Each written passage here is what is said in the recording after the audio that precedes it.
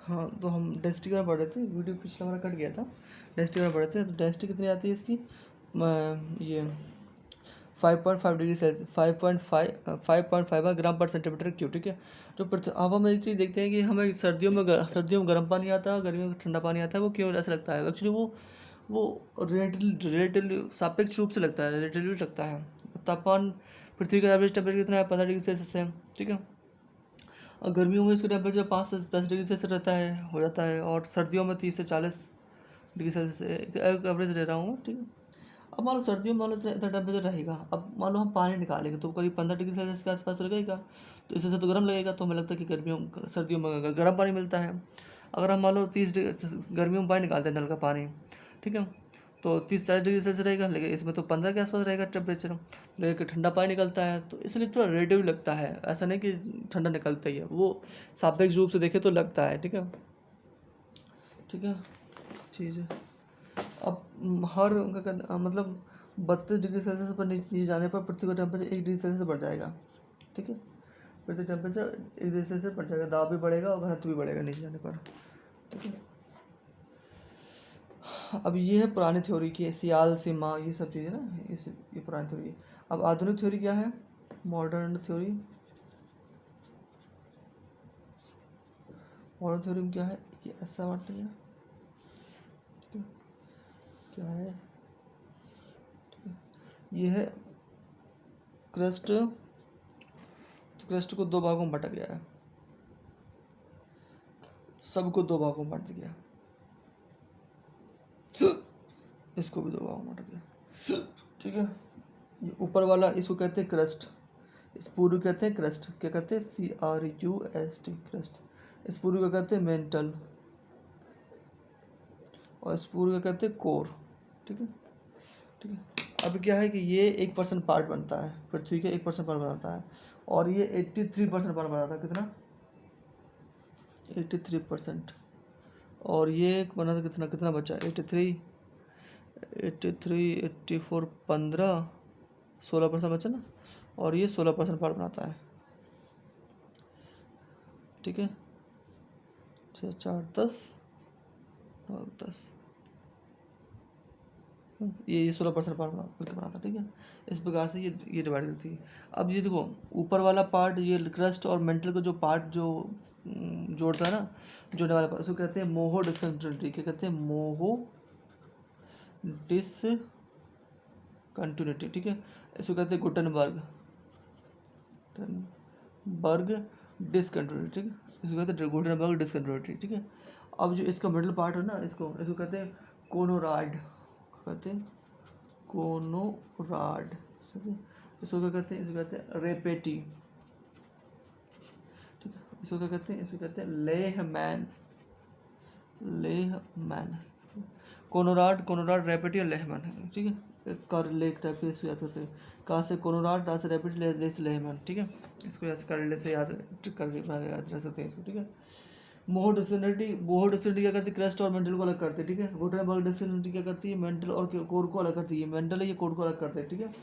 हर एक परत को 2 भागों में बांटा गया है। ये ऊपर वाली पार्ट होती है ना, ऊपर वाली पार्ट ये एसिडिक होती है, और जो नीचे वाला पार्ट होता है इसको बेसिक होते हैं। ऊपर वाले पार्ट, कोर का ऊपर वाला पार्ट कैसा होता है? एसिडिक होता है, और नीचे वाला पार्ट कैसा होता है? बेसिक होता है। एसिडिक मतलब खट्टा खट्टा लगता है, और बेसिक मतलब कड़वा टाइप का लगता है, ठीक है, ठीक है, ठीक है। मेंटल क्या है? ये प्लाज्मा फॉर्म पाया जाता है। कैसा पाया जाता है? प्लाज्मा फॉर्म में।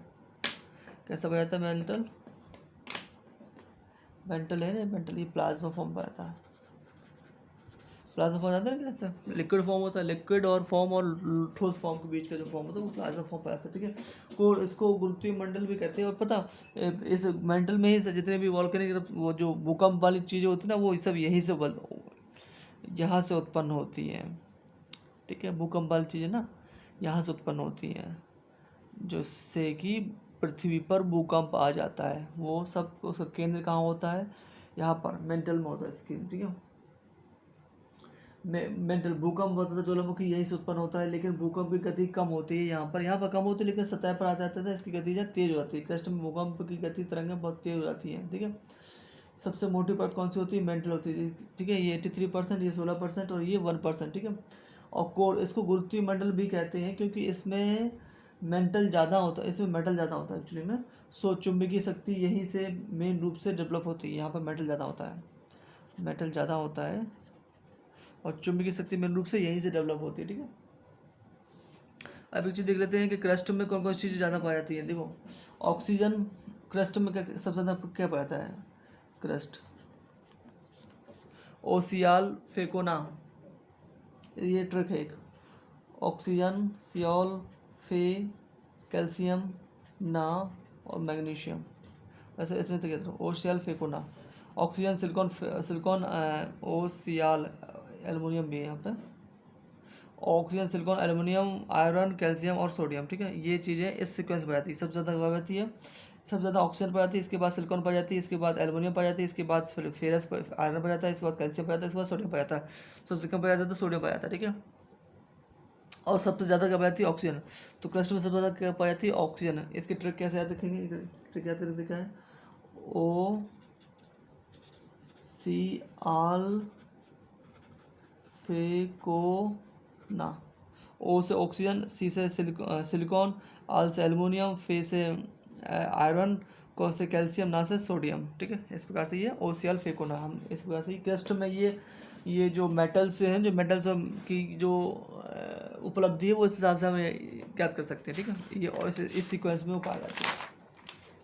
और कहूँ तो कितने परसेंट पाए थे? ऑक्सीजन 46% पाया जाती है, ठीक है। सिलिकॉन 28% पाया जाता है, एल्युमिनियम 8.2% पाया जाता है, आयरन 5.6% पाया जाता है, कैल्शियम 4% पाया जाता है, ठीक है। ठीक है, ठीक है, ये हमने इंधन का पढ़ लिया था। अब हम पढ़ते हैं रॉक्स के बारे में। रॉक्स कितने प्रकार के? रॉक्स देखिए, रॉक्स 3 प्रकार के होते हैं। पहले मैं पूरा साइंस बता देता हूँ, फिर इसके बाद बताऊँगा। रॉक्स कितने 3 प्रकार के? रॉक्स 3 प्रकार के होते हैं। मेटामॉर्फिक, इग्नियस रॉक जिसको कहते हैं आग्नेय सेल, आग्नेय सेल रॉक को हिंदी में कहते हैं सेल। और सेडिमेंटरी रॉक जिसको कहते हैं जीवाश्म सेल, अवसादी सेल, अवसादी सेल। और एक मेटामॉर्फिक रॉक कहते हैं जिसको कहते हैं रूपांतरित सेल, ठीक है। इग्नियस रॉक होते हैं, वो क्या निकलते हैं? पृथ्वी से जो लावा निकलता है ना, उससे बनते हैं इग्नियस रॉक। इग्नियस रॉक मतलब आग्नेय शेल, ठीक है। ये 2 प्रकार के होते हैं, ठीक है। ब्लैक और ग्रे। जो ब्लैक मिट्टी होती है उसको कहते हैं बेसाल्ट, और जो ग्रे मिट्टी होती है उसको कहते हैं ग्रेनाइट, ठीक है। जो हमारे छत पे जो पत्थर गिट्टी गिराई जाती है ना, वो ग्रेनाइट होती है। छत पर जो गिट्टी गिराई जाती है वो ग्रेनाइट होती है। वो कहाँ से निकली होती है? पृथ्वी के अंदर से निकली होती है, पृथ्वी के मेंटल से निकली होती है। वो जो हमारे छत पर लगी हुई है वो